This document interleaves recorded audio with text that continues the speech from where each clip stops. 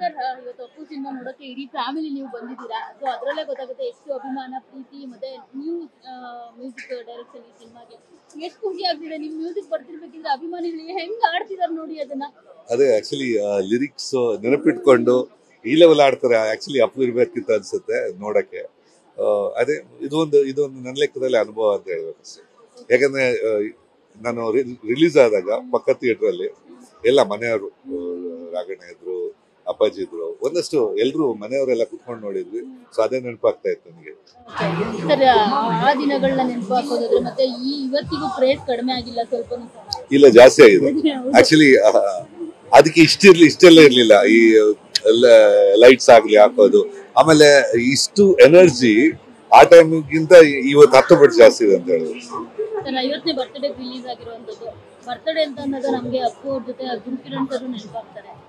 ಯಾಕಂದ್ರೆ ಅವರು ಇಬ್ರು 50ನೇ ಬರ್ತ್ಡೇ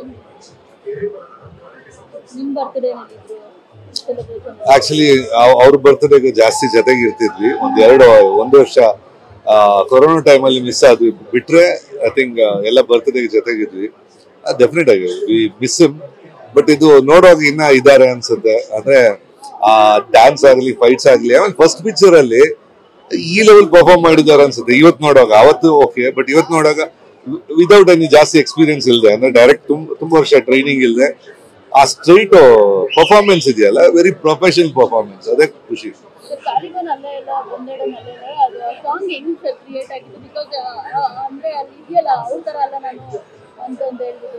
ಅಲ್ಲ, ಅದು ಟ್ಯೂನ್ ಮೊದಲು ಕಂಪೋಸ್ ಮಾಡಿದ್ವಿ, ಆಮೇಲೆ ಸಾಂಗ್ ಉಪಿ ಅವ್ರು ಬರ್ದಿದ್ರು.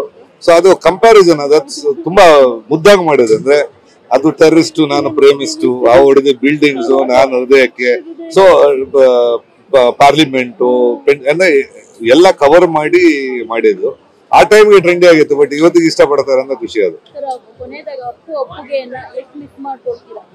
ಅದು ಅಲ್ಲ, ಐ ಥಿಂಕ್ ತುಂಬಾ ಮಿಸ್ ಮಾಡ್ಕೋತೀರಿ, ಬಟ್ ಆ ನೆನಪು ಯಾವತ್ತು ಶಾಶ್ವತ ಆಗಿರುತ್ತೆ ನನ್ನ ಜೊತೆ.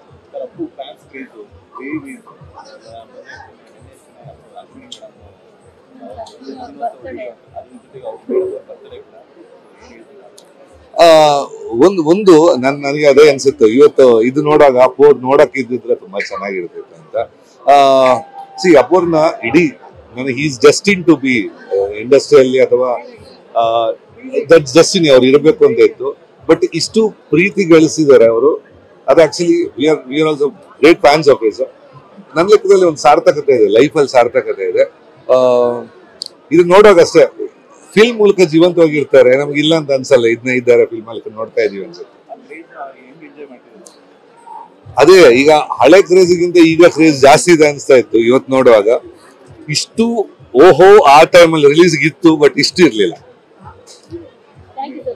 Thank you.